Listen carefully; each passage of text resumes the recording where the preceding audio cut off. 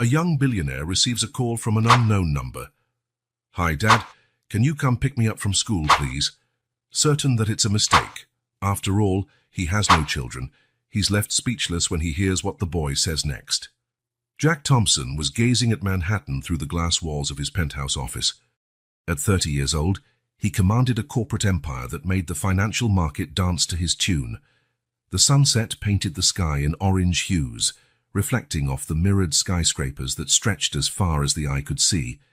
His moment of contemplation was interrupted by the insistent vibration of his phone on the desk. Unknown number. Jack hesitated. Years of experience had taught him that unidentified calls rarely brought good news. Still, something about that particular moment compelled him to answer. Jack Thompson. "Hi, Dad.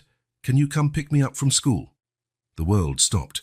The whiskey glass he was holding slipped from his fingers, shattering on the marble floor. The child's voice on the other end made his heart skip a beat.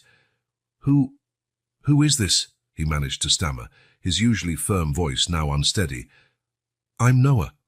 I'm 5. The small voice held a tone of urgency mixed with fear. "My teacher, Miss Sarah, is helping me call because my mom, Emily, didn't pick me up today. She's sick." Emily. That name instantly took him back 6 years. The summer in Paris that had changed his life, though he didn't know it at the time. Candlelit dinners, strolls along the Seine, whispered promises under a starry sky. And then, her sudden disappearance that had never made sense. Until now. Noah. The name came out as a whisper. 5 years. His mind automatically did the math, each number like a hammer blow to his conscience. "Where exactly are you?" While the boy gave him the school's address, Jack was already on the move. His body acted on instinct, while his mind whirled with a storm of thoughts. Dad. He was a dad. The word echoed in his head like a deafening bell. "I'm coming to get you right now, Noah. Don't go anywhere." On the way to the school, his hands gripped the Bentley steering wheel so hard his knuckles turned white. For the first time in years, the powerful Jack Thompson was completely out of control. Memories of Emily flooded his mind. Her enigmatic smile, the way she fiddled with the emerald pendant she always wore, their talks about the future. How could she have hidden something so important? The elementary school building soon came into view, a cheerful structure that seemed to mock his chaotic state of mind. In the playground, a single child waited, sitting on a red bench, a Spider-Man backpack at his feet. Next to him, a woman who must have been Ms. Sarah kept a protective hand on his shoulder. Jack got out of the car on shaky legs. Each step toward the boy felt like an eternity. When their eyes finally met, it was like looking into a mirror of the past. The same cobalt blue eyes, the same unruly brown hair, even the small birthmark near the right eyebrow, a Thompson family trademark. "Dad." Noah's voice trembled slightly, a mixture of hope and fear that broke Jack's heart. "Hi, Noah." It was all he could manage to say, his throat tight with emotions he had never experienced before. The boy stood up hesitantly, then, in a sudden impulse, ran and hugged Jack's legs. The simple, pure gesture tore down Jack's last defenses. He knelt down to the boy's level, his son, and returned the hug, feeling the little body tremble slightly against his own. "Ms." Sarah approached and explained the situation. Emily had been rushed to the hospital that morning. Before losing consciousness, she had told a neighbor to look for Jack's card in a special box. The frightened boy had insisted on speaking to his father personally. As Jack signed the necessary documents to take Noah, 1,000 questions piled up in his mind. Why had Emily kept it secret for so long? How serious was her illness? What would his life be like now, with a 5-year-old child he had just met? In the car, Noah talked about his mom, about his school, about his favorite cartoons, each word a new piece in the puzzle of his life that Jack hadn't even known was incomplete. Glancing in the rearview mirror, he saw the boy hugging his Spider-Man backpack, his eyes so much like his own, heavy with worry for his mother. Jack Thompson, the man who had built an empire by predicting every market move, now found himself in completely uncharted territory. But as he drove toward the hospital, one certainty formed in his heart. His life would never be the same after that unexpected phone call. And, surprisingly, it didn't scare him as much as it should have. The Memorial Hospital towered impressively against the Manhattan night sky, its windows lit like hundreds of watchful eyes. Jack held Noah's hand as they walked through the automatic doors of the ER, the characteristic antiseptic smell filling his nostrils. The boy squeezed his hand tighter, and Jack realized he wasn't the only one who was anxious. At reception, a middle-aged nurse directed them to the 5th floor. Oncology. The word hit Jack like a bomb. Cancer. Was that why Emily had disappeared? Was this the reason for such secrecy? "Are you a relative of Ms. Miller?" asked Dr. Sarah Chen, a young-looking oncologist with experienced eyes. Jack hesitated, looking at Noah, who was distracted playing with a small car in the waiting room under a nurse's supervision. "I'm the father of her child." The doctor nodded, her expression turning grave. "Emily has an advanced stage lymphoma. She refused treatment for a long time, focusing only on alternative therapies. By the time she finally sought conventional medical help," she paused meaningfully, "the cancer had already spread considerably." Jack felt the ground vanish beneath his feet. "What's the prognosis? Without immediate aggressive treatment, she has weeks, maybe a month." Dr. Chen was direct, though her tone was gentle. "With intensive chemotherapy, we can try to extend that, but I need to be honest. The chances aren't good." Before Jack could fully process the information, a sharp voice echoed down the corridor. "What are you doing here?" Linda Roberts, Emily's mother, advanced toward him like a storm. At 60, she still had the proud bearing Jack remembered from their brief encounters in Paris. Her face was contorted in a mask of fury and disdain. "How dare you show up after all this time?" she hissed, keeping her voice low because of Noah but dripping venom in every word. "You ruined her life." "Mrs. Roberts," Jack maintained his composure, although his blood was boiling. "I only found out about Noah today. Emily never told me she was pregnant. And why would she? So you could abandon her the same way you did when you found out she was just a waitress, a nobody in your precious family's eyes." The words hit Jack like slaps. It was true that his family, especially his father, had been cruel to Emily when they discovered their relationship. The class difference had been a scandal at the time, but he had never known she was pregnant when she disappeared. "I never abandoned her," he said, his voice coming out hoarsely. "She vanished. Changed her number. Her address. I looked for her. After your father humiliated her, after your mother offered her money to disappear." Linda gave a mirthless laugh. "Emily had too much pride to accept scraps from the Thompsons." The revelation hit him like a punch to the stomach. His parents had interfered without his knowledge. Anger began to bubble in his chest, but it was cut short by a small voice. "Grandma, can I see Mom now?" Linda instantly transformed, kneeling to hug her grandson. Jack used the moment to regain his composure, his mind racing to process all he had learned. "Come on, dear." Linda took Noah's hand. "But remember, Mom's very tired, so we need to be extra quiet." Jack followed them to the room, his heart pounding. Emily was unrecognizable in the hospital bed. Her face, once full of life, was now pale and gaunt. The golden hair he had loved so much was gone, likely due to treatment. But when her eyes opened at the sound of their entrance, they still had that special sparkle that had once won him over. "Noah!" Her voice was just a whisper, but filled with love. Then her gaze found Jack's, and tears began to slide down her cheeks. "Jack, I'm sorry. Mom, don't cry." Noah climbed onto the bed carefully, snuggling beside her. "Look, I found Dad, just like you told me to." Jack approached the bed, his heart torn between anger over her deceit and the pain of seeing Emily in this state. "Why didn't you tell me?" "Not here," Emily murmured, stroking Noah's hair. "Not now." In the days that followed, Jack was swept up in a whirlwind of actions. He hired the best oncology specialists in the country, started legal proceedings for paternity recognition, and began rearranging his life to accommodate Noah.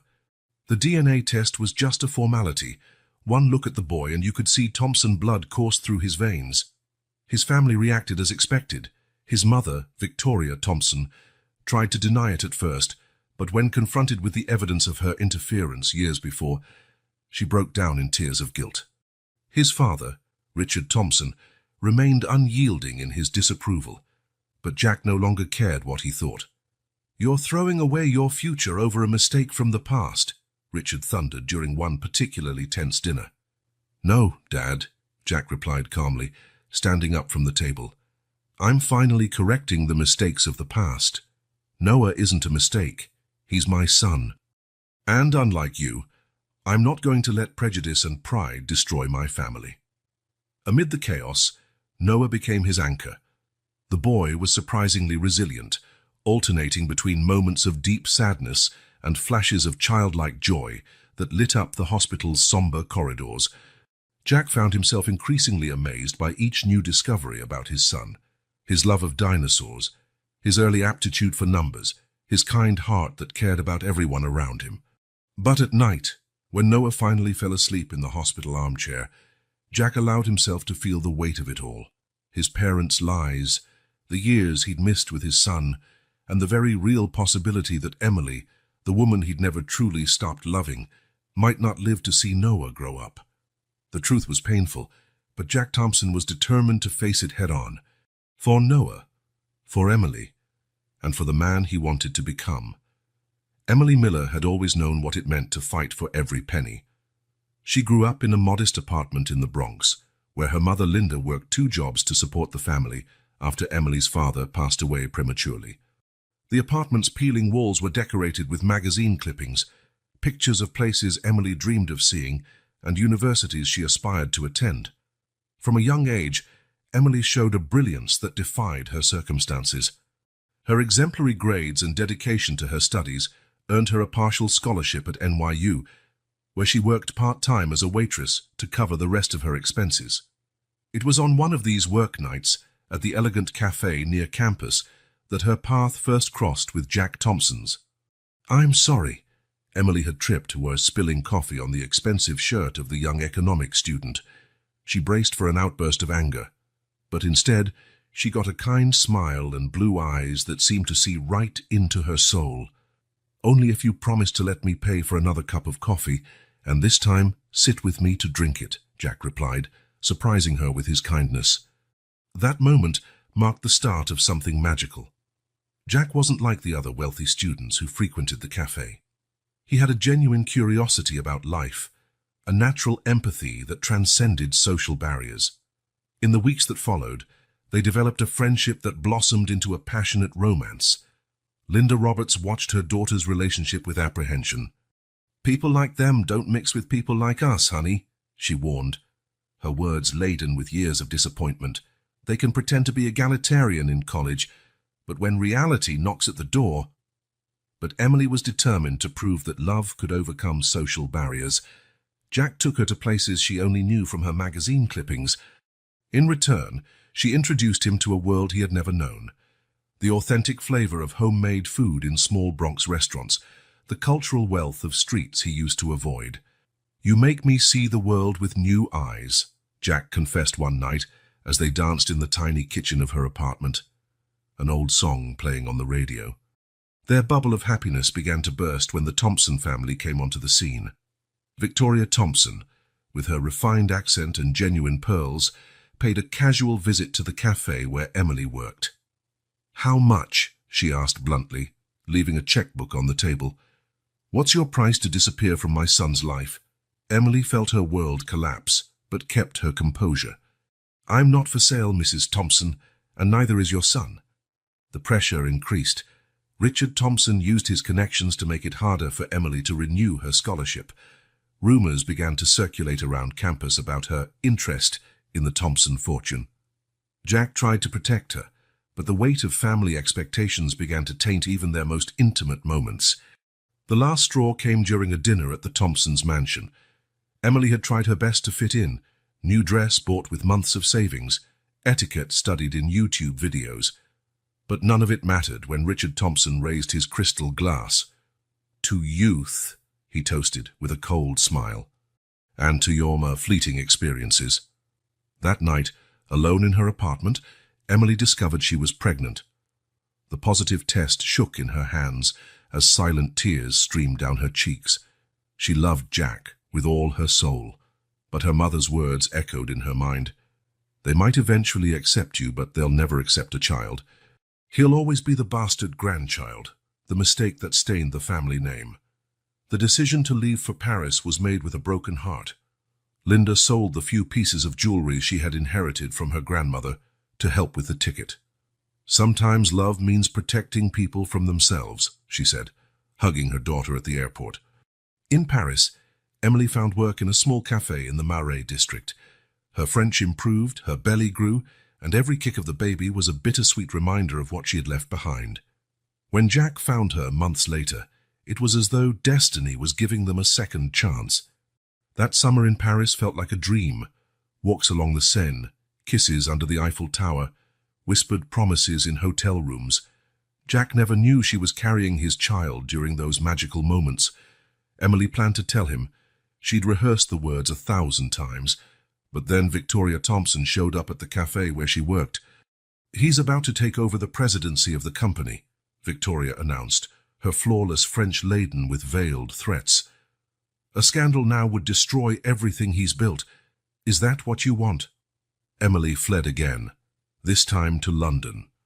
Noah was born on a rainy October morning, his blue eyes a perfect replica of Jack's. Every milestone in her son's development was a new stab of guilt, the first smile, the first word, the first steps. In each moment, she imagined the joy she was denying Jack.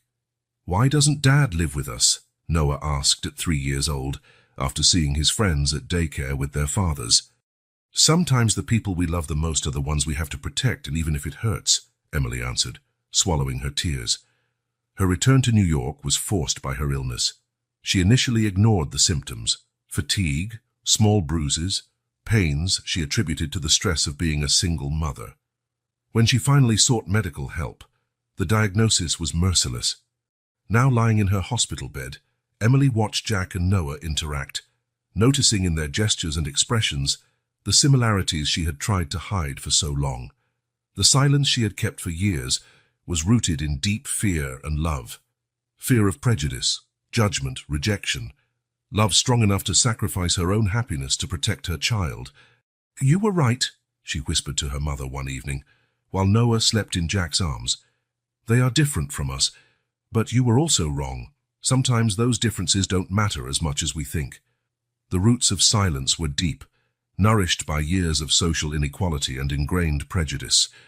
But now, watching her son build a relationship with the father he had never known, Emily began to realize that maybe some roots could be uprooted, making room for something new to grow.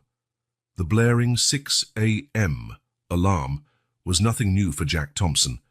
What was new was the small body curled up in his king-size bed, surrounded by dinosaur plushies that were now part of his minimalist decor.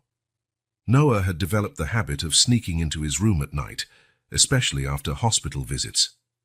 "Noah, time to get up, buddy," Jack tried gently, still unsure of the best way to wake a 5-year-old. The response was a groan, and Noah burrowed deeper under the covers. The transformation of his once pristine penthouse was remarkable.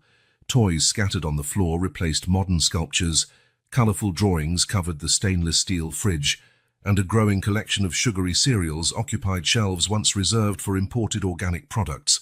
"Mr. Thompson." Sarah Peterson, the new nanny, arrived punctually at 7 a.m. A 28-year-old with experience in early childhood education and impeccable references, she'd been selected after a rigorous process led by Jack's executive assistant.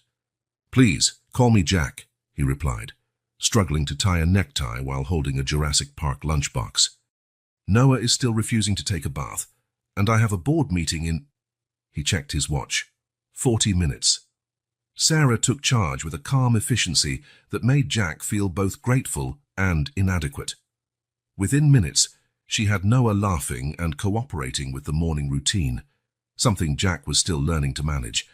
The changes at the office were just as evident. His workspace now featured a small corner with a drawing table and children's books. His assistant, Anne Margaret, who for 5 years had organized his life with military precision, was learning to adapt the CEO's schedule at Thompson Enterprises to include parent-teacher meetings and pediatric appointments. "Your 3 p.m. Meeting has been switched to a video conference, Margaret informed him, handing over a folder of reports. That way you can attend Noah's appointment with Dr. Williams. News of Jack's sudden fatherhood spread quickly through the financial market.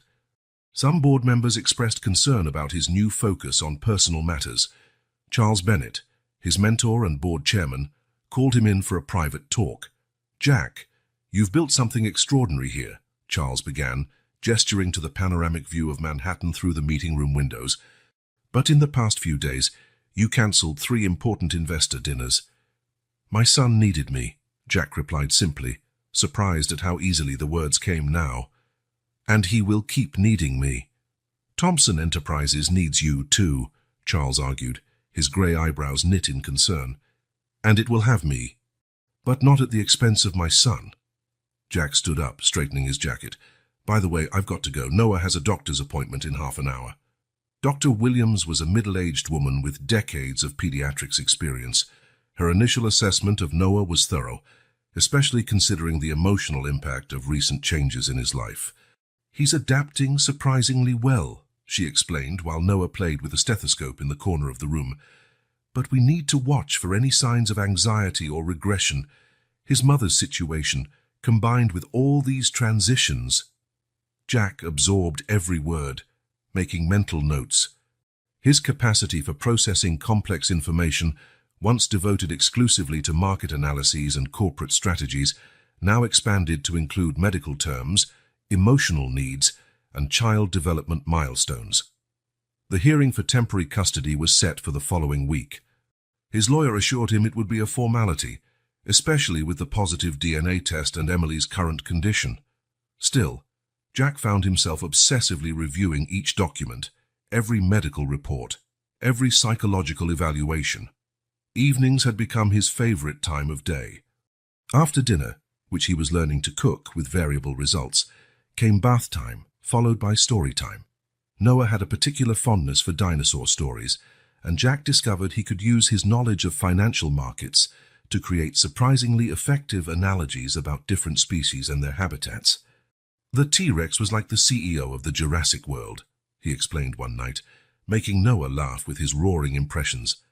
"But you know who really controlled the market, the small and agile velociraptors." Sarah proved to be more than a nanny. She was an invaluable ally in Jack's new life. Besides caring for Noah, she helped establish routines, suggested age-appropriate activities, and offered guidance on how to handle the boy's increasingly frequent questions about Emily. "Why does Mom have to stay in the hospital?" Noah asked one night, his small voice laden with worry. Jack felt his heart tighten. "The doctors are trying to make her better," he replied, choosing his words carefully. "And in the meantime, we'll take care of each other, okay?" Daily visits to the hospital became part of their routine. Though weakened by treatment, Emily tried her best to stay upbeat when interacting with Noah. Jack watched their conversations, marveling at the bond between mother and son, and tormented by the time he'd lost. Late at night, in his home office, Jack often found himself looking at old photos of Emily that he'd managed to recover. The vibrant young woman in the images contrasted painfully with her current condition. Guilt and regret consumed him at times like this, always interrupted by the sound of little footsteps down the hallway. "Dad?" Noah would appear at the door, clutching his favorite dinosaur plush. "I can't sleep." And once again, Jack Thompson, the feared Wall Street shark, found himself putting aside spreadsheets and reports to settle into his son's bed, telling stories about a world where dinosaurs roamed the earth and all problems could be solved with a hug and a good night's sleep. His transformation didn't go unnoticed by his team. Amanda Chen, his CFO, remarked during a meeting, "You're different, Jack. More human." He smiled, adjusting a tie stained with grape juice. "I have a great teacher," he replied, checking his phone, which buzzed with another picture Sarah had sent of Noah, this time showing an abstract art project made with modeling clay. Adaptation was far from perfect. There were frustrating days, sleepless nights, and moments of sheer panic when he questioned whether he was doing everything wrong. But then Noah would smile, or ask a surprisingly insightful question, or simply hug him for no reason at all, and Jack knew he was exactly where he needed to be. A carved wooden box lay on Jack's desk. its contents spread out like puzzle pieces he was trying to fit together. Linda Roberts had finally relented and given him the chest Emily had kept. It contained a meticulous collection of memories from the past 6 years. She kept everything, Linda explained, her voice trembling. Every moment, every decision. She wanted Noah to understand someday. Jack picked up the first photograph, Emily pregnant in Paris, her face lit by the setting sun over the Seine. The date on the back hit him like a blow. It was taken during the time they'd reunited that magical summer. She had already been expecting Noah, and he never knew. A faded blue diary caught his attention. The first entries were from when Emily discovered she was pregnant. Positive. The word that changed everything. I'm sitting on the bathroom floor, test in hand, thinking about Jack. How his eyes light up when he talks about the future. How his family looks at me like I'm an intruder. How can I condemn our child to grow up seen that way? The pages that followed documented her flight to Paris, her struggle to find work, the lonely nights in a tiny apartment in the 18th arrondissement. There were receipts for French lessons, resumes in awkward French, and finally the letter confirming her job at Café Madeleine. Madame Dubois lets me sit between shifts when my feet swell too much. She lost a daughter years ago and says I'm her little American miracle. Today the baby kicked while I was serving coffee. I thought of Jack, about how he'd love to feel it. Jack found a series of unsent letters, all addressed to him. Some were filled with furious anger, others with heartbreaking longing. The most striking was dated the day Noah was born. Our son was born today, Jack. He has your eyes, your chin, even that little mark near your eyebrow. The nurse asked about the father, and I lied, saying you died. In some ways, I feel like part of me really has died. The part that believed love was enough to overcome any obstacle. There were daycare reports from London, where Emily moved when Noah was 6 months old. A work contract with a small publisher, where she started as a junior editor. Receipts from night editing courses, taken while a neighbor looked after Noah. Mrs. Patel in the apartment next door is a blessing. She cares for Noah like he's her grandson, teaches him words in Hindi, insists he tries every dish she cooks. Sometimes, when I see her with him, I feel a stab of guilt for keeping him from his real grandparents. Jack found a photo of Noah at 2Ds dressed as a dinosaur, standing next to an older woman in a colorful sari. On the back, in Emily's delicate handwriting, Noah and Mrs. Patel, Daycare Carnival 2023. A brown envelope held medical documents, the first exams that detected Emily's illness. Her notes in the margins revealed her initial despair and determination to fight. Alternative therapies seem promising. I can't afford to be sick now. Noah needs me. I need to make sure he's okay before... Linda quietly entered Jack's office, finding him absorbed in a pile of children's drawings. She kept every scribble of his, Linda commented, sitting down heavily. She said that one day you'd want to see every moment you missed. Why didn't she reach out when she got sick? Jack asked, his voice hoarse.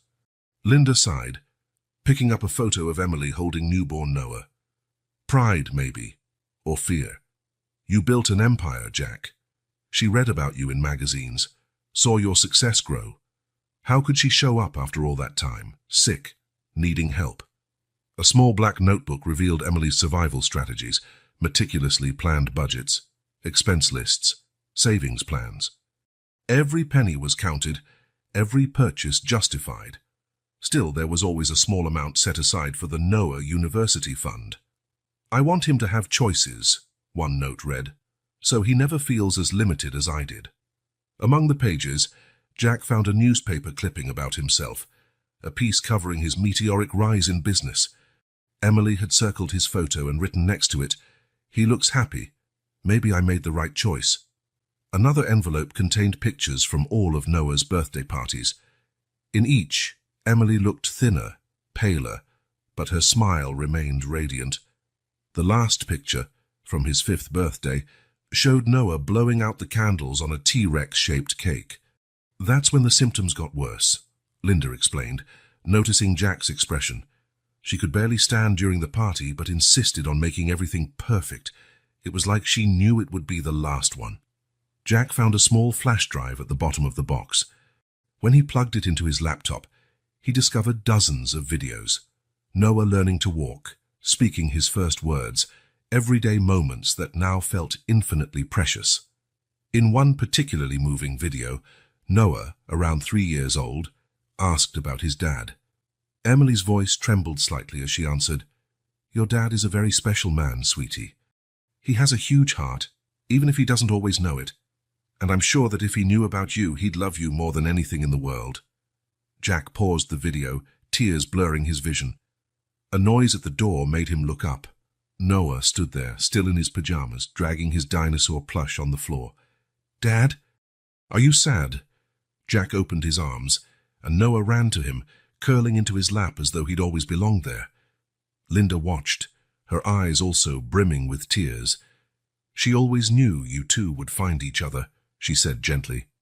"She just never imagined it would be like this." Jack hugged Noah tighter, feeling the weight of all those lost years and, at the same time, immense gratitude for each moment documented in that box. Emily had preserved their story, keeping the possibility of this meeting alive even when it seemed impossible. "Want to see some videos of you when you were a baby?" Jack asked Noah, his voice shaky but smiling. "Was I cute?" Noah asked, already settling in to watch. "Cutest ever," Jack replied, hitting play on the next video. "And your mom was amazing." As they watched the memories Emily had preserved, Jack realized the box didn't just contain a record of lost years, it was a testament to love, sacrifice, and hope. Each item told the story of a woman who had done the impossible to protect her son, ensuring that even in the toughest circumstances, Noah always knew he was deeply loved. "Are you sure you don't want me to go with you?" Sarah asked, helping Jack pack the last pieces of clothing into the small Spider-Man suitcase. "A whole weekend alone with him?" "I need to do this," Jack replied, checking for the third time the list he'd prepared.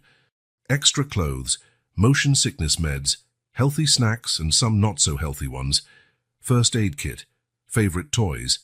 It felt like he was preparing for an Everest expedition, not just 2 days in the Hamptons. The idea for the trip came after one of Noah's sessions with his child therapist. "He needs exclusive time with you, without distractions," she had advised.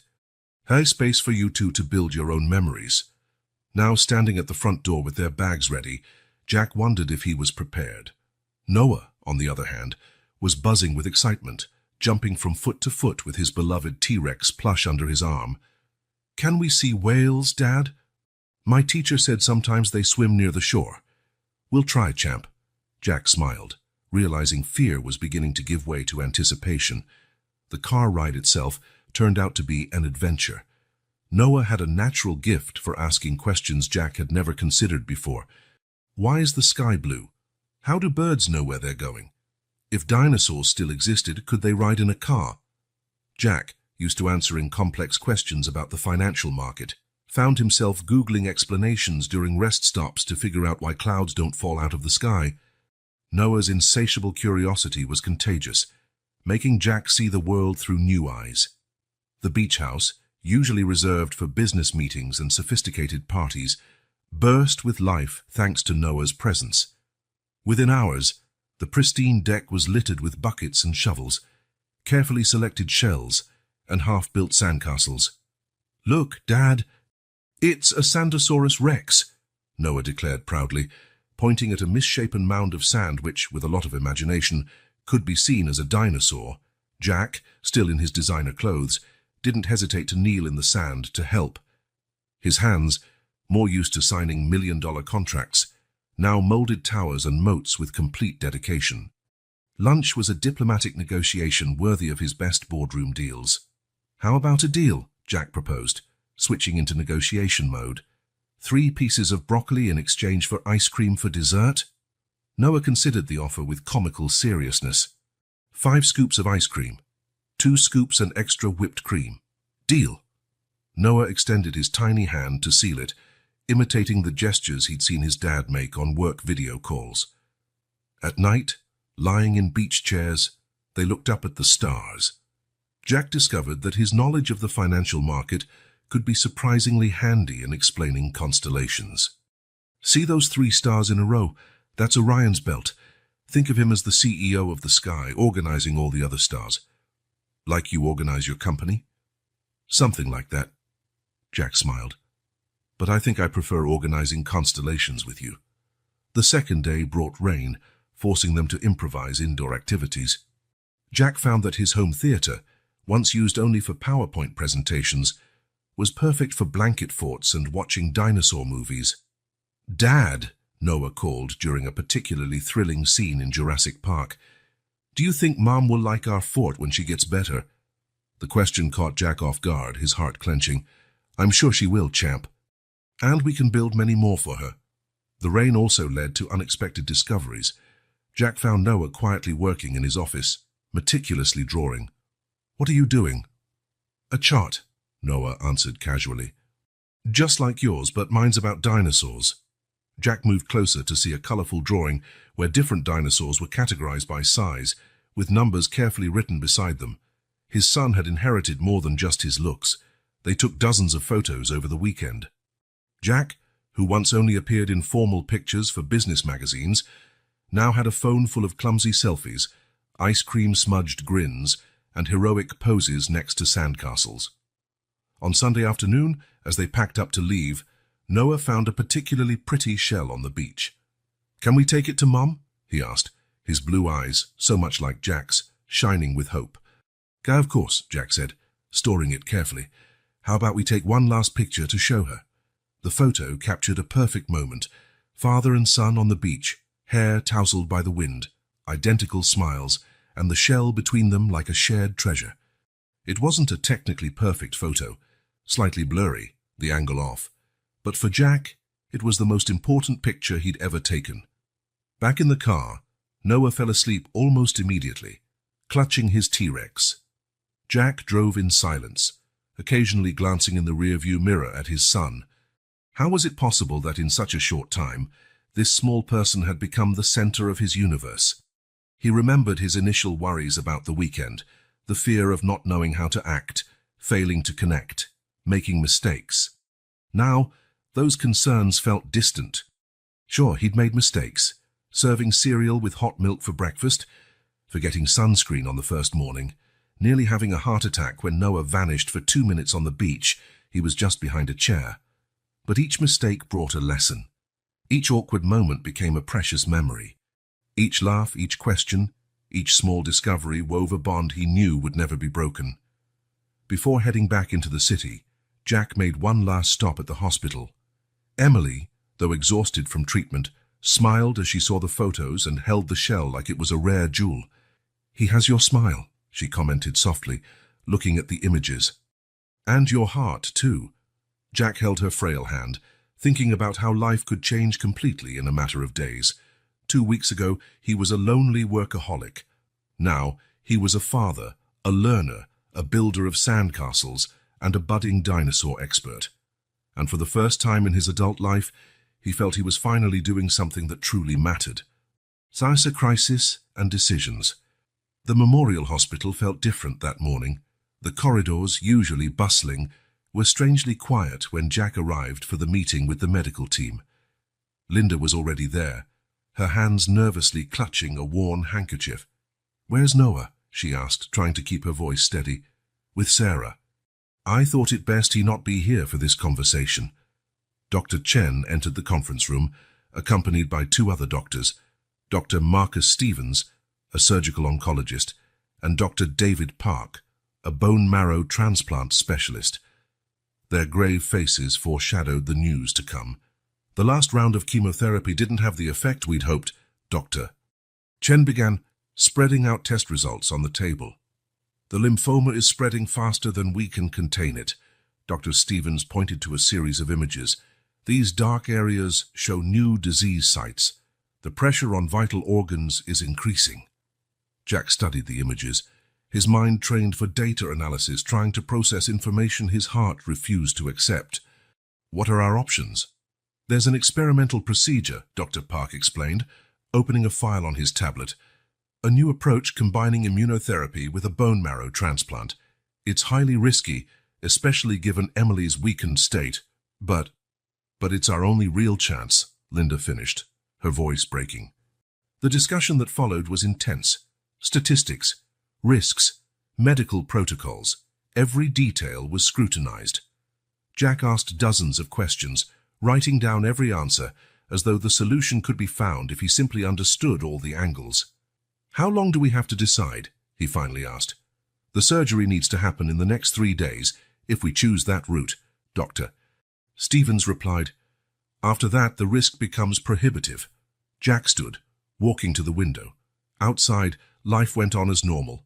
People coming and going, ambulances arriving, the autumn sun shining indifferently on the storm unfolding in that room. "We need to talk to her," Linda said softly. "It's her life." Emily's room was silent except for the steady beep of the monitors. She looked even smaller in the hospital bed, but her eyes still held the determined spark Jack remembered so well. "No need for those funeral faces," she joked weakly when they entered. "I saw Dr. Stevens in the hallway. I know it's time for tough decisions." Jack held her hand while the doctors explained everything again, including the options. Emily listened in silence, occasionally squeezing Jack's hand when something particularly difficult was mentioned. "What are the real odds?" she finally asked. "Without surgery, just a few weeks," Dr. Chen answered honestly. "With it, a 30% chance of success. And the risks of the surgery itself. They're significant. There's about a 20% chance you might not survive the procedure." The silence that followed was heavy with unspoken words and unexpressed fears. Emily finally broke it. "I need to see Noah before I decide." Half an hour later, Noah entered the room carrying a new drawing, this time a T-Rex in a doctor's coat. Emily smiled, making space on the bed for him to sit beside her. "That's a handsome doctor you drew," she commented, running her fingers through his hair. "That's Dr. Rex," Noah explained seriously. "He's the best dinosaur doctor in the world. He'll make you better." Emily glanced at Jack, tears silently rolling down her cheeks. "Noah, honey, Mom needs a very important surgery." "To get better?" "To try to get better, yes." She took a deep breath. "But it's a hard surgery, and I'm a little scared." Noah considered this, then placed his T-Rex plush next to her on the bed. "Rex can stay with you. He's really brave and scares away all the fear." Jack had to turn away to hide his own tears. Linda sobbed quietly in the corner of the room. Later, after Noah had left with Sarah, Emily made her decision. "I'll do the surgery," she announced. "Not because of the 30% chance, but because of the 100% certainty that I have to try. For him." The next 2 days were a flurry of preparations. Jack leveraged his contacts to bring in specialized equipment and ensure the best professionals were on hand. Linda practically moved into the hospital, overseeing every detail of her daughter's care. The night before the surgery, after Noah had gone to sleep, Jack returned to the hospital. He found Emily awake, staring out the window. "Can't sleep?" he asked, sitting beside her. "I was thinking about all the things I still want to do," she replied. "All the moments I want to have with Noah, his first day of school, his graduation, his—" "Hey," Jack interrupted gently, holding her hand. "You'll have all that. You're the strongest person I know." Emily gave a sad smile. If something goes wrong tomorrow—" "Emily, no, I have to say this." She squeezed his hand. "If anything happens, I want you to know that I never stopped loving you. Every decision I made, no matter how wrong it might look now, was out of love. For both of you." Jack leaned in and kissed her forehead softly. "I know. And we love you too. So fight tomorrow, okay? Fight with everything you have." Early the next morning, the medical team began prepping. Dr. Stevens reviewed the procedure with his staff, while Dr. Park supervised the final pre-op tests. Noah, still in his pajamas, was brought in for one last hug before the surgery. "Remember that Rex is with you, Mom," he whispered in her ear. Watching Emily's gurney being wheeled into the operating room, Jack held Noah in his arms, both waving until she disappeared through the double doors. The little dinosaur plush was perched proudly on her chest, like a talisman of hope. Now came the hardest part, the waiting. And for the first time in his life, Jack Thompson, the man who always controlled everything, could do only one thing: pray. Richard Thompson's office looked exactly as Jack remembered: imposing, cold, intimidating. Sitting behind the massive mahogany desk, His father wore the same stern expression that Jack had known since childhood. Victoria Thompson was by his side, her pearls gleaming under the late afternoon light. "We found this in the old safe." Richard slid a yellowed envelope across the desk. "Your mother thought you should see it." Jack opened the envelope with trembling fingers. Inside were documents dating back 6 years, bank transfers, confidentiality contracts, and, more disturbingly, detailed reports about Emily during her pregnancy in Paris. "You spied on her?" he asked, his voice trembling with restrained anger. "We protected the family's interests," Richard corrected, his tone icy. "She was pregnant when she went to Paris. Our investigators confirmed it. And you didn't think I had a right to know," Victoria interjected, her voice trembling. "We wanted to protect you, dear. Thompson Enterprises was at a critical point. A scandal like that." "A scandal?" Jack stood abruptly. "We're talking about my son." 5 years. You robbed me of 5 years with my child." "She took the money," Richard stated, as if that settled everything. "No, Dad. She refused." Jack shook the documents. "It's right here in your own reports. She refused every cent you offered." The silence that followed was deafening. Jack could hear his own heart pounding as the puzzle pieces fit together. His parents' secret trips to Paris, their veiled questions about Emily over the years, his mother's guilty looks the first time Noah was mentioned. "Did you know she was sick?" he finally asked. His parents' silence was enough of an answer. "My God." Jack ran a hand through his hair. "For how long?" "Our contacts in London informed us about a year ago," Victoria admitted softly, "when she started looking for treatment." Jack felt each word like a physical blow. "A year. She was dying. And you knew." Without another word, he left the office, ignoring his mother's calls after him. In the elevator, his hands trembled so badly he could barely dial his lawyer's number. "Marcus, I need you to review some documents, immediately." Hours later, in his own office, Jack was surrounded by paperwork and his legal team. The extent of his parents' interference was greater than he had imagined. There was evidence they had actively sabotaged Emily's attempts to contact him over the years. "They had no legal right to do this," Marcus explained, adjusting his glasses. "Technically, we could file a lawsuit." "No," Jack interrupted. "I don't want a public scandal. Noah's already going through enough." His phone vibrated. A message from Sarah with a photo of Noah sleeping, holding tight to his ever-present T-Rex. The image grounded him, reminding him what really mattered now. "What are our options regarding custody?" Marcus began explaining the legal procedures, but was cut off by an urgent call from the hospital. Jack's heart froze as he saw Dr. Chen's number. "Mr. Thompson, there's been a complication with Emily." The rest of the day was a blur of hospital corridors, medical jargon, and impossible decisions. Emily had developed a severe infection after surgery, complicating her already delicate condition. "We need authorization for an experimental procedure," Dr. Stevens explained. "As Noah's father and, well, given Emily's current situation, you're the closest person she has besides her mother," Dr. Chen added gently. Jack looked through the glass into the ICU, where Emily lay fighting for her life, hooked up to countless machines. Linda was at her side, whispering words of encouragement Emily might not even hear. "What did she decide about custody?" he asked Dr. Chen. "Before the surgery." The doctor handed him a sealed envelope. "She left this for you." Inside was a handwritten letter and legal documents already signed. Emily had prepared everything, ensuring Noah would stay with Jack if anything happened to her. But there was more. A detailed confession about all the attempts she had made to contact him over the years, and how each one had been systematically blocked. "When I discovered your parents were intercepting my attempts to reach out," she wrote, "I decided it was better to protect Noah from that world of manipulation and power plays. Maybe it was selfish of me, but my fear of watching my child be treated like an inconvenience, a mistake to be hidden, it was bigger than anything else. Forgive me for not fighting harder." Jack let the tears flow freely as he read the rest of the letter.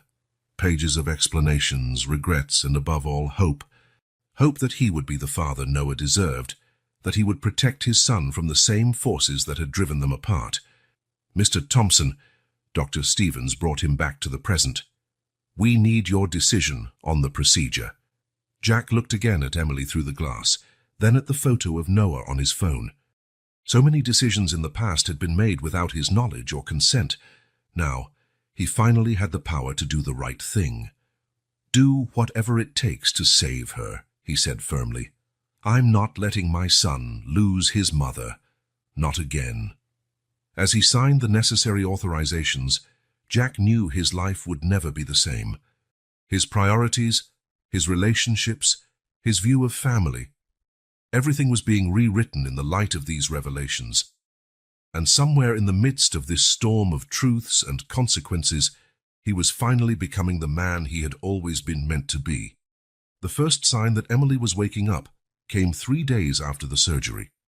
A slight movement of her fingers, a change in the heart monitor's rhythm, and her eyes began to open slowly. Jack, who had dozed off in the chair next to her bed, was alerted by the machine's shift. "Emily?" he called softly, leaning forward. Her eyes opened fully, disoriented and confused. She looked around the room, her gaze passing over Jack without recognition, until it landed on Linda, who had just walked in. "Mom?" Her voice was hoarse from the intubation. Where am I?" "At the hospital, dear," Linda replied, rushing over to her. "You had surgery." Emily frowned, trying to organize her thoughts. "What year is it?" The question made Jack and Linda exchange worried looks. Dr. Chen had mentioned the possibility of cognitive complications after surgery, but no one was truly prepared for this. 2025, honey," Linda answered gently. Panic began to rise in Emily's eyes. "No, that can't be. I was in Paris. Jack felt his heart constrict. Paris, 6 years ago, when she was pregnant with Noah. Dr. Chen was called immediately. After an initial evaluation, the doctor confirmed their fears. Emily was suffering from retrograde amnesia, apparently losing the last 6 years of her memory. It could be temporary, the doctor explained. The trauma of the surgery, combined with physical and emotional stress. "What about Noah?" Jack asked quietly. "How do we explain him?" That question was answered sooner than expected. Noah, brought in by Sarah for his daily visit, ran into the room before anyone could intercept him. "Mom, you're awake!" Emily looked at the boy with a mix of confusion and something deeper, an instinctive recognition that went beyond conscious memory. Her hands trembled as she touched Noah's face, tears filling her eyes. I have a son," she whispered, looking at Linda for confirmation. Realizing something was wrong, Noah stepped back a little. "Mom? You don't remember me?" The pain in the boy's voice was enough to break everyone's heart. Jack quickly stepped forward, placing his hands on his son's shoulders. "Mom's a bit confused because of the medicine, buddy," he explained as best he could. "We need to help her remember, okay?" In the days that followed, a careful routine was established. Dr. Patel, a neuropsychologist specializing in amnesia, developed a recovery program that included cognitive therapy and gradual exposure to memories. "The brain is incredibly resilient," she explained during a session. "The memories aren't necessarily gone, just temporarily inaccessible." Emily's visits were now controlled, always supervised by medical staff. Noah, showing surprising maturity for his age, brought in drawings and photos, telling stories of the times they'd spent together. "Remember when we made dinosaur cookies? Mum, you let me put blue frosting on all of them." Each story acted like a tiny bridge being rebuilt. Sometimes Emily could latch onto a memory, a smell, a feeling, a fleeting moment.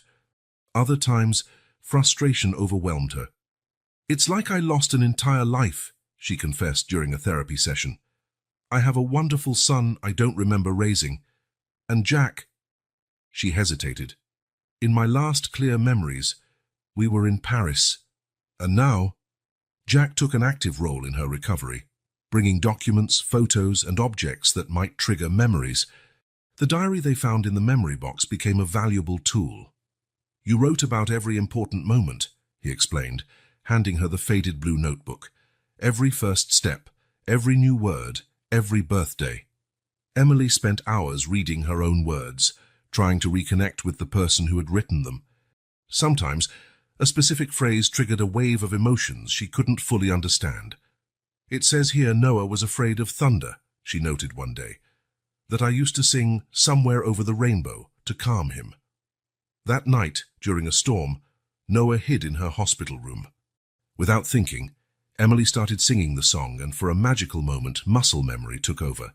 She remembered the melody, the rhythm, the exact way she used to cradle her son. The doctors called these memory islands, small fragments of the past that emerged through strong emotional triggers. Jack watched each breakthrough with a mixture of hope and apprehension, knowing that some memories, when they returned, might also bring back past pain. Sarah, the nanny, became an important ally, helping Noah understand and cope with the situation. "It's like Mum's brain is playing hide-and-seek," she explained in a way he could grasp, "and we're helping her find all the hidden memories." The metaphor stuck, and Noah began turning his mom's recovery process into a sort of treasure hunt, bringing objects and photos he thought might wake up her memories. "Look, Mom, this is Rex," he introduced his dinosaur plush. "You got him for me on my 4th birthday. Remember?" Emily held the toy, and for a moment something sparkled in her eyes. Green. The party had green and brown decorations, dinosaur-themed. "Yes!" Noah jumped excitedly, and there was a huge T-Rex cake. Small victories like this were celebrated, but the road was long and often frustrating. Emily swung between moments of progress and painful setbacks. Jack's constant presence was both comforting and challenging, a living reminder of the memories she'd lost. "In my last clear memories, we were deeply in love in Paris," she admitted in a private session. "Now he's the father of my child, a man who's obviously changed a lot while I wasn't there, Doctor." Patel encouraged her to focus on the present, on building new memories even as the old ones slowly returned. "Love takes many forms," she said. "Sometimes rebuilding is just as important as remembering." And so, day by day, small bridges were rebuilt. Through shared stories, old photographs, half-remembered songs, and hugs the body recognized even when the mind hesitated. It was a slow and sometimes painful process, but each bit of progress was a victory that brought Emily closer to the life she'd forgotten. Dr. Rachel Martinez, a specialist in cognitive neurology, had an office filled with brain images of Emily. The colorful marks on her MRIs told a complex story that the doctor was trying to decipher. "The retrograde amnesia Emily is experiencing is focal," Dr. Martinez explained, pointing to specific areas on the scans. The trauma of the surgery, combined with prolonged stress from her illness, primarily affected the autobiographical memories of the last 6 years. Jack and Linda listened closely, while Emily kept her eyes fixed on the images of her own brain, as if hoping to find her lost memories hidden among the colored spots. "Interestingly, her procedural memories are intact," the doctor continued. "Emily still knows how to do things she learned during that period, speak French, play the piano. It's her personal, emotional memories that are inaccessible." "It's like I watched a movie of my own life," Emily said softly, "but I can't remember the plot. I only have sensations." "Doctor," Martinez nodded sympathetically, "that's a very accurate description. That's why we'll be using a multifaceted approach to recovery."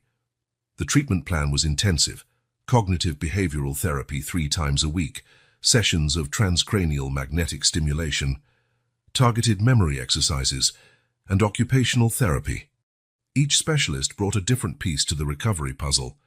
"We need to rebuild not just the memories, but also the emotional context around them," explained Dr. William Chen, the therapist assigned to her case.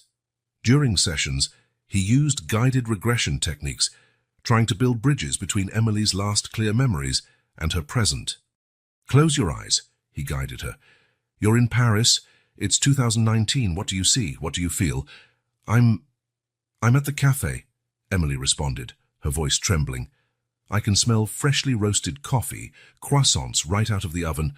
I'm nauseous. The pregnancy, but I can't show it because no one knows yet." These sessions were emotionally exhausting. Sometimes Emily emerged with small fragments of memory recovered. Other times, frustration consumed her. Noah often provided the most meaningful breakthroughs with his innocent presence.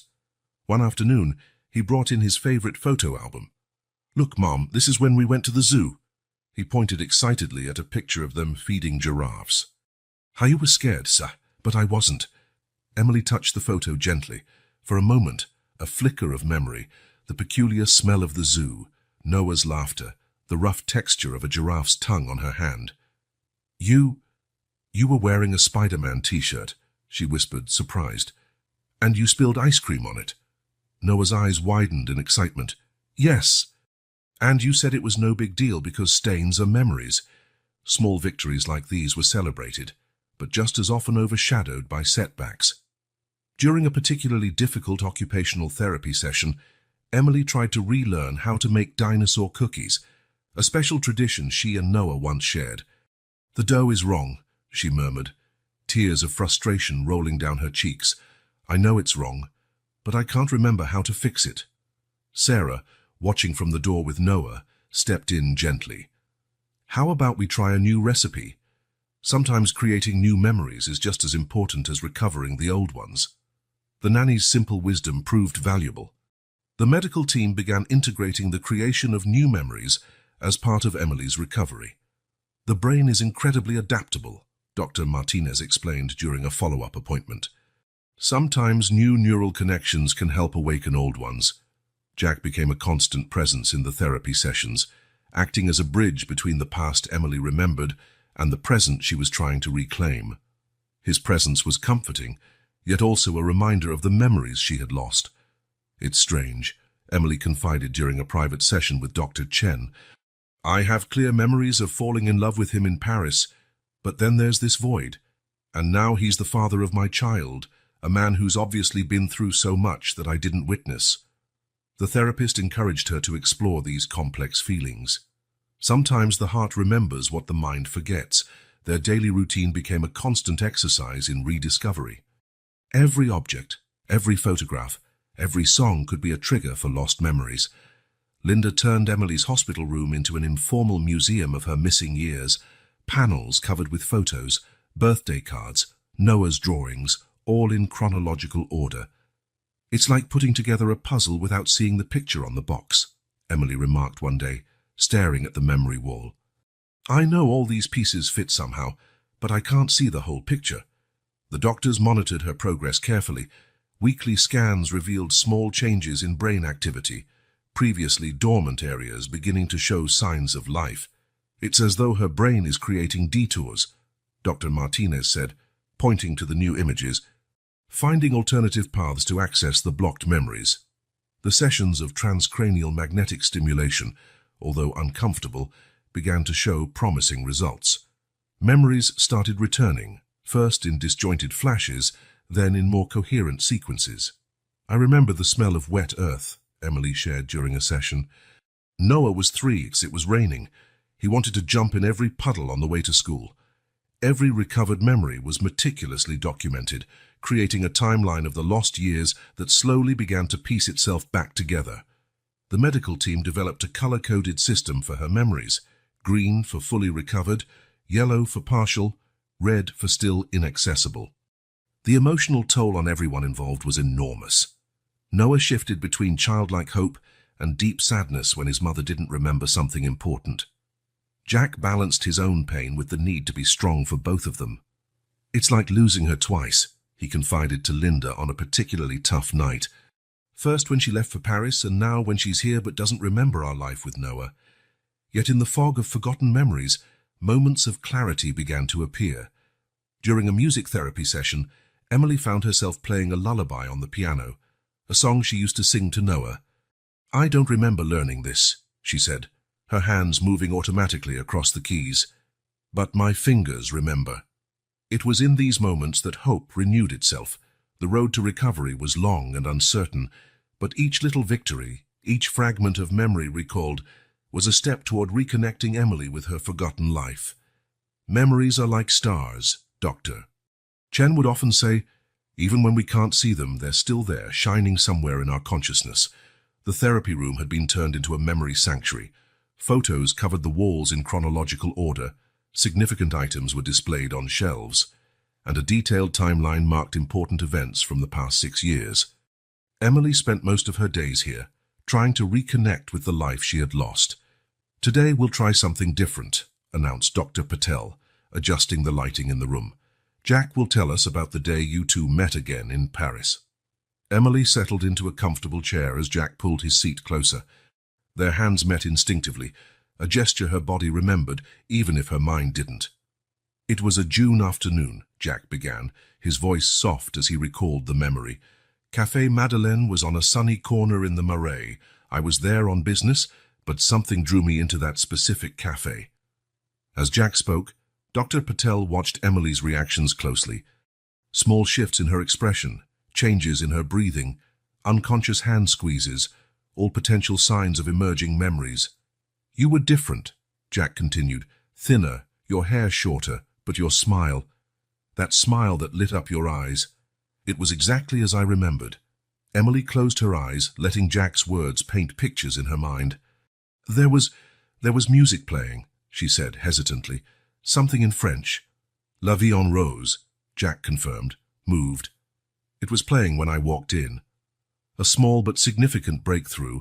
Dr. Patel made notes while they continued the exercise. Each memory retrieved was a precious victory. The next sessions focused on different periods. Noah became an active participant, bringing his own documents, drawings, toys, stories only he and his mother had shared. "Remember this, Mom?" he asked one day, showing her a crumpled drawing of a purple dinosaur. "You said it was the most beautiful dinosaur in the world, even though it had 3 heads and 5 legs." Emily smiled, touching the drawing carefully. For a moment, something flickered. A memory of the smell of crayons, Noah's laughter, the afternoon sun shining through the kitchen window. "You were wearing your yellow apron," she said slowly. "You had flour on your nose because we were baking cookies." "Yes," Noah jumped excitedly. "Dinosaur cookies. And you let me add extra chocolate chips even though the recipe didn't call for it." Such moments of recognition were precious, but the path was marked by just as many painful setbacks. The medical team constantly worked to find the right balance between stimulation and rest. "The brain is like a muscle," Dr. Chen explained during a session. "We need to exercise it, but also give it time to recover." Stimulation techniques varied daily. Songs Emily used to sing to Noah, specific scents from key moments, familiar textures. Each sense was a doorway to potentially awaken lost memories. A major breakthrough occurred during an aromatherapy session. The smell of lavender, seemingly insignificant, triggered a cascade of recollections. "The garden," Emily whispered, tears sliding down her cheeks. "We had a small garden in London. Noah helped me water the plants. He had a blue watering can with clouds painted on it." Jack quickly searched his phone and found a picture of exactly that moment. Noah, about 3 years old, proudly watering a small lavender patch. The sessions began to get more specific, focusing on particular periods or major events. Linda brought the dress Emily had worn to Noah's 4th birthday. Sarah shared videos she'd taken over the last few months, and Jack contributed emails and messages they had exchanged that summer in Paris. "It's like watching someone else's life," Emily admitted in a private session. "I know I'm the one in the photos, in the videos, but it's as if there's a glass wall between me and those memories. I can see them, but I can't feel them fully." Frustration sometimes flared up at unexpected moments. One afternoon, Noah showed Emily how she used to cut his sandwiches into dinosaur shapes. "Not like that, Mom," he gently corrected her when she tried to replicate the cut. "You always made the neck longer." The fork fell from Emily's hand with a clatter. "I should remember this," she whispered, her voice breaking. "These are such simple, important things. Why can't I remember?" Jack found a way to turn those frustrating moments into opportunities for healing. He started documenting not just old memories, but also the new ones they were creating. "Maybe not all the old memories will come back," he explained, showing Emily the new album he was putting together, "but we can make new ones that are just as special." The approach worked. Emily began to allow herself to live more fully in the present, even as she continued working to recover her past. Therapy sessions now included not only memory exercises, but also moments devoted to building new experiences. One day, during a particularly productive session, Emily started humming a tune while playing with Noah. She stopped abruptly, surprised. That song. She looked at Jack, eyes wide. I used to sing it to put him to sleep, didn't I? Every night, it was our routine.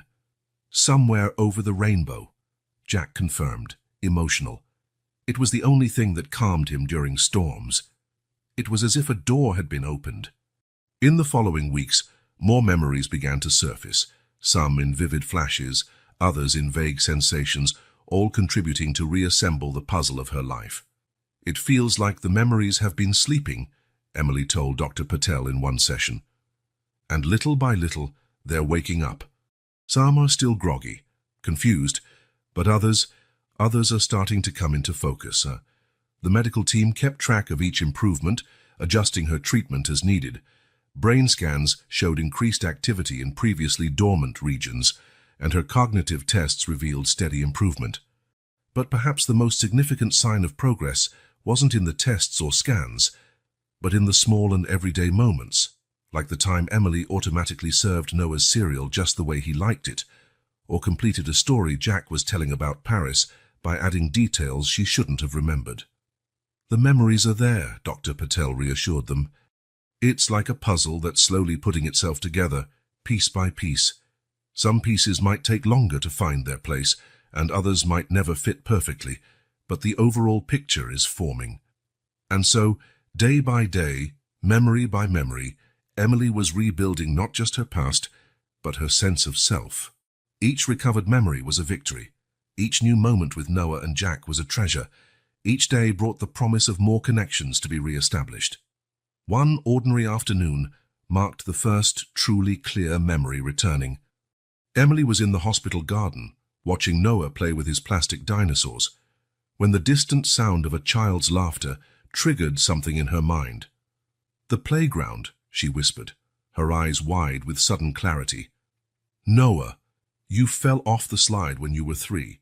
You had on a Spider-Man t-shirt. I ran so fast." Noah paused his game, looking at her expectantly. "And you kissed my scraped knee," he added excitedly, "and said that a mom's kiss has magic powers." Emily covered her mouth, tears rolling down her cheeks. The memory was so vivid now, the sunny day, the moment of panic watching him fall, the relief when he smiled through his tears after her magic kiss. Jack, who had been watching closely, immediately called Dr. Martinez. The neurologist explained that such spontaneous recall was a very positive sign. "It's like her brain is finally finding alternative routes to access these memories," she said, taking detailed notes. "Each memory regained can trigger other connections." In the days that followed, more fragments surfaced.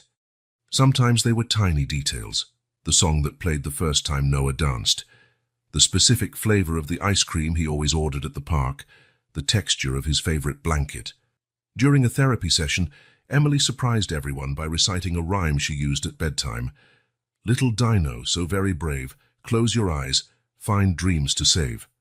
Mommy is here, always will be, to watch your sleep so safe and free." "You used to say that every night," Noah exclaimed, jumping into her arms, "and you'd do this gentle hair-petting thing."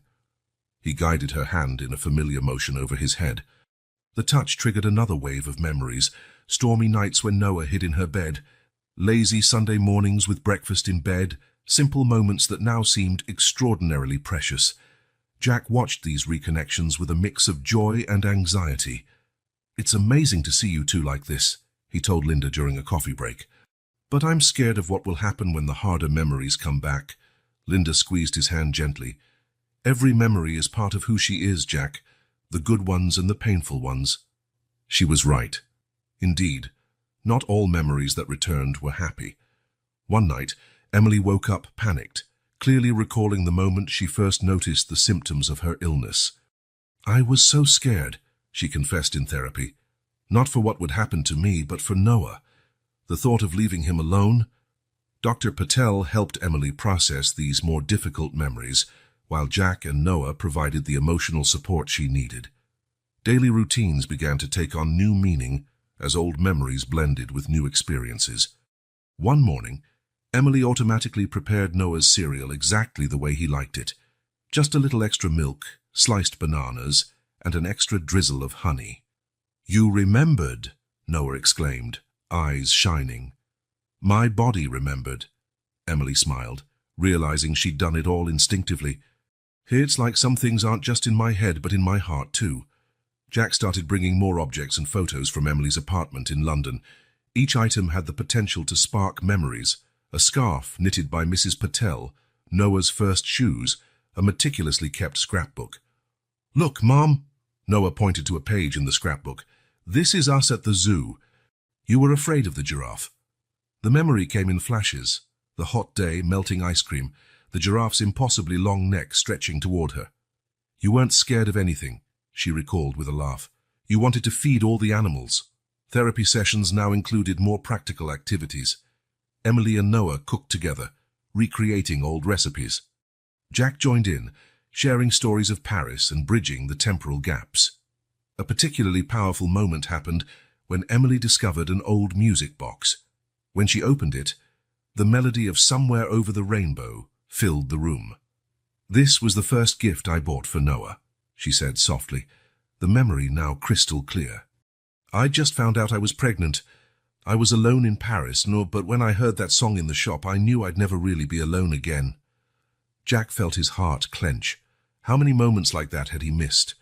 How many small decisions, choices and memories had shaped his son's life before he even knew of his existence?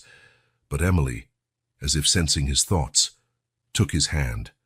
"We can't change the past," she said gently, "but we can make new memories, all of us together." The medical team noted significant improvements in her scans. The areas of her brain once affected showed signs of recovery, and her ability to form new memories was growing stronger. "It's like her brain is rebuilding bridges, Doctor," Martinez explained, pointing to the updated images. "Some old, some new, but all leading to the same place: her memories, her identity, her story." Noah, in his childlike wisdom, had his own explanation. "It's like when I lose a Lego piece, Mom. Sometimes we find it under the couch. Sometimes we have to use a different piece, but in the end the toy still gets built."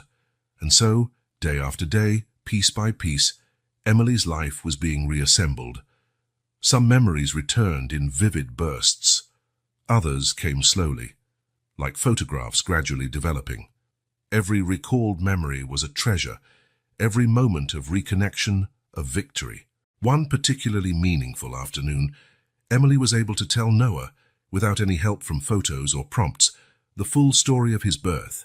The first contractions in London, the rush to the hospital, the overwhelming emotion of holding him for the first time. "You were so small," she said, voice thick with emotion. "But your eyes were exactly like Jack's."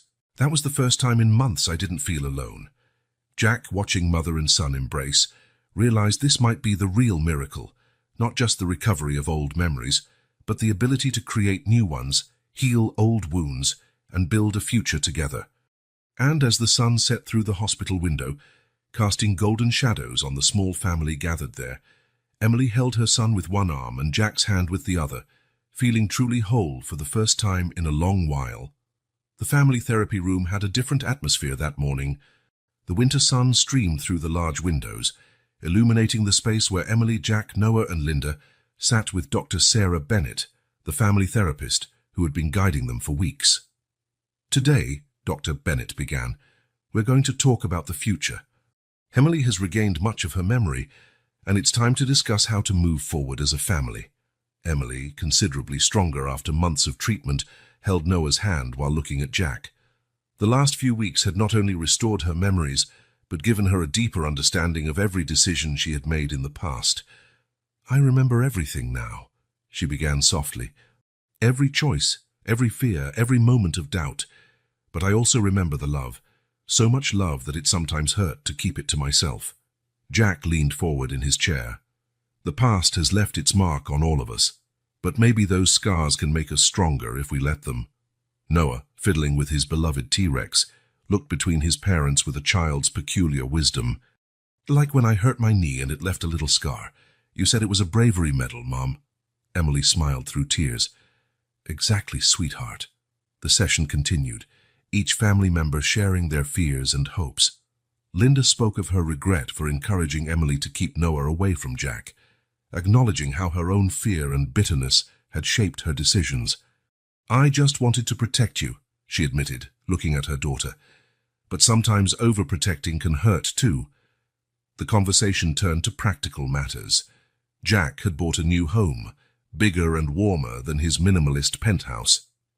"There's a room for each of us," he explained, showing pictures on his phone, "and a garden where we can plant lavender, like you had in London."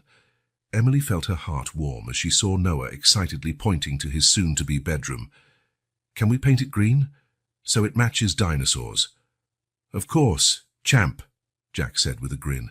"We can do anything we want. It's a new beginning." Dr. Bennett guided the discussion to the challenges still ahead. The Thompson family had yet to be fully confronted. Richard and Victoria still hadn't officially met Noah. "They asked to see us," Jack said cautiously. "They want to try to make things right." Emily took a deep breath, her memories now clear about how they had treated her in the past. "People can change," she finally said. "We changed. Planning for the future included decisions about Noah's education, living arrangements, and most importantly, how to balance Jack's career with the family life they were building. I've hired a CEO to handle daily operations of the company," Jack announced, surprising everyone. "I'll remain chairman of the board, but I don't want to miss any more important moments with you." The news sparked a discussion about Emily's own plans. With her health improving and her memories restored, she was considering restarting her editing career. "The publisher in London offered me remote work," she revealed. "I can work from home, be here for Noah, and still keep my independence." Linda, who had been silent for a while, spoke up. Maybe I could help with Noah after school, if you'd like." The offer hung in the air, laden with significance. It was more than a practical favor. It was a plea for redemption, a chance to rebuild burned bridges. "I'd like that," Emily smiled at her mother. "Noah loves your stories." The session continued with discussions of healthy boundaries, creating new family traditions, and keeping communication open. Dr. Bennett watched with satisfaction as each family member tried to find their place in the new arrangement. "Scars don't go away," she commented as the session ended, "but they can remind us of how strong we are, of what we've overcome." Later that day at home, Emily found Jack in the garden, watching Noah play with Sarah, who had become an indispensable part of their lives. "Sometimes I wonder," she said softly, "if everything that happened was exactly what needed to happen. If we needed that time, those experiences, to become who we needed to be for each other." Jack took her hand, interlacing their fingers. "Maybe. But now we have all the time in the world to be whoever we want to be. Together." Noah ran over to them, his eyes glowing with that endless childhood energy. "Can we plant flowers now?" "Sarah said it's the right time." Emily exchanged a smile with Jack. "Sure, honey. How about we start our own memory garden? We can plant something new for each special moment we share." The idea caught on. In the following days, small sprouts began to appear in the garden. Lavender to remember London, daisies that Noah insisted were dinosaur flowers, roses Jack recalled from their first date in Paris. It was a new kind of healing, different from medical treatments, a healing that came from creating something new together, transforming scars into stories of overcoming, building a future on the strengthened foundations of the past. And as they watched their little garden grow, Emily, Jack, and Noah discovered that some of the most beautiful flowers could bloom where once there had been only pain. The scars in their hearts, like the marks in the soil where they planted new memories, were merely the start of something more beautiful to come. The sunset painted the Manhattan sky in shades of pink and gold as Jack and Emily strolled through Central Park, their fingers naturally entwined. Noah ran ahead, chasing pigeons and laughing, his T-Rex plush securely in hand. "It's strange," Emily said, watching her son. "I have all these memories of him growing up, every precious moment we lived together. And now I have new memories forming, with you in each of them." Jack gave her hand a gentle squeeze. "Maybe this is how it was always meant to be." They stopped by the lake, where Noah was busy trying to convince his dinosaur to go fishing. They had decided to move to their new home the night before, during a simple dinner in Jack's penthouse. "Are you sure?" he had asked, after Noah fell asleep on the couch. exhausted from an afternoon spent planning his new room. This is a big step. Emily glanced around the apartment, which already showed clear signs of their presence. Noah's drawings on the fridge, toys scattered on the floor, fresh flowers she insisted on keeping on the dining table. "I've never been so sure," she answered. "It's time we start our story for real." Now watching Noah play in the park, that certainty only grew stronger. The move was set for the weekend, and the new house, a brownstone on the Upper East Side, was already being prepared to welcome them. "Dad!" Noah called, running back to them. "Rex wants to know if he can have an aquarium in his room too." Jack knelt to meet his son at eye level. "I think Rex will have to share the aquarium with you, champ. How about that?" Noah's face lit up. "With colorful fish." "The most colorful we can find," Emily promised, ruffling his hair. The walk back home was filled with excited plans. Noah had very specific ideas about his room: a dinosaur mural on the wall, star-like lights on the ceiling, and a Jeep-shaped bed. "What about our room?" Jack asked Emily gently when Noah got distracted by a passing dog. Emily's heart fluttered at the word "our." This love, rebuilt between them, was still new and precious. "Something simple," she replied, "but with a big armchair by the window, so we can read stories when Noah visits us in the morning." On moving night, after hours of unpacking, and with dozens of boxes still unopened, they found a moment of peace in the backyard garden. Noah had finally fallen asleep in his new room, surrounded by dinosaurs and the soft glow of ceiling stars. "I remember the first time I saw you," Jack said softly, as they sat on a garden bench beneath the first stars of the evening. "At the cafe near NYU. You spilled coffee on my shirt. And you asked for my number instead of the laundry bill," Emily finished, laughing. "I thought you were crazy." "Maybe I was. Crazy about you." The silence that followed was comfortable, filled with both old and new memories. A gentle breeze carried the scent of the first flowers they had planted together: lavender, roses, and daisies, forming a small oasis of color and fragrance. "You know what amazes me most?" Emily asked, leaning back against Jack's chest. "How love can take so many different forms. The love I felt for you in Paris, the unconditional love for Noah, and now, this more mature, deeper love we're building." Jack kissed the top of her head. "A love that's weathered storms and still blossomed." A noise from the house caught their attention. Noah appeared at the patio door, sleepy and dragging his T-Rex. "I can't sleep," he mumbled. "Rex is scared of the new room." Emily and Jack shared a knowing smile. "Come here, buddy," Jack called, making space for him on the bench. Noah snuggled in between them, his small body fitting perfectly in the gap. Together, they watched the stars pop into the Manhattan night sky one by one. "Look, a shooting star," Noah pointed excitedly. "Make a wish," Emily whispered, hugging her son. Noah squeezed his eyes shut, focusing on his wish. When he opened them again, his face wore a calm smile. "I don't need to wish for anything," he declared with a child's deep simplicity. "I already have everything I wanted." Jack felt tears welling up. Emily reached over Noah's shoulders to intertwine her fingers with Jack's. In that moment, under the starry Manhattan sky, they were simply a family. Not the Thompsons, not the Millers, just a family united by a love that had survived time, distance, and forgetting. Their new home gradually came to life with their presence. Jack's office now had a wall dedicated to Noah's drawings. The kitchen constantly smelled of Emily's attempts at recreating French recipes. The garden flourished under the family's shared care, each new flower a celebration of their reclaimed love. Mornings were filled with laughter during chaotic breakfasts, afternoons with homework and work meetings adapted to include family moments, and nights were for stories, for planning the future, for love. "Sometimes I wonder," Emily mused one evening after they'd tucked Noah in, "if all we went through was necessary to bring us here, to make us value every moment, every little joy." Jack pulled her closer. "Maybe so, but what matters is that we're here now, and I'm never letting you go again." The future stretched before them like a blank book, waiting to be filled with new stories, new adventures, new moments of love and discovery. And while the city slept outside, in that house, One family celebrated their reclaimed love, a love that, like the stars in the night sky, had always been there, shining patiently.